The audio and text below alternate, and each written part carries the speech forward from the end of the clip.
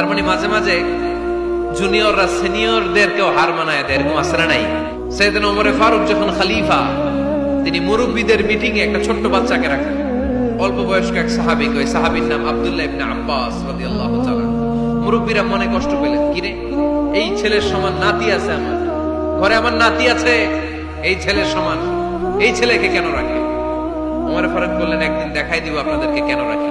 ওমরে ফারুক একদিন সবাইকে বললেন, ইদা জাআ নাসরুল্লাহি ওয়াল ফাতহ ওয়া রাআইতান নাস ইয়াদখুলুনা ফি দীনিল্লাহি আফওয়াজা। এটা কোন প্রেক্ষাপটে নাজিল হয়েছে আপনারা কে জানেন বলেন তো? এক সাহাবী বললে, এই সূরা দ্বারা বোঝানো হয়েছে আমাদের যখন বিজয় অর্জিত হবে তখন যেন আমরা বেশি বেশি আল্লাহর প্রশংসা করি। ওমরে ফারুক বললেন, উত্তর হয় নাই। আরেক বয়স্ক সাহাবী বললেন, আমাদেরকে রব্বুল আলামিন বড় বড় শহর বিজয়ের ব্যাপারে আদেশ দিয়েছে, এই সূরা দ্বারা আমি এটা বুঝেছি। ওমরে ফারুক বললেন, হয় নাই। কেউ যখন উত্তর করতে পারে নাই, ওমরে ফারুক বললেন, ও আব্দুল্লাহ ইবনে আব্বাস, তুমি এই সূরার ব্যাপারে কি জানো?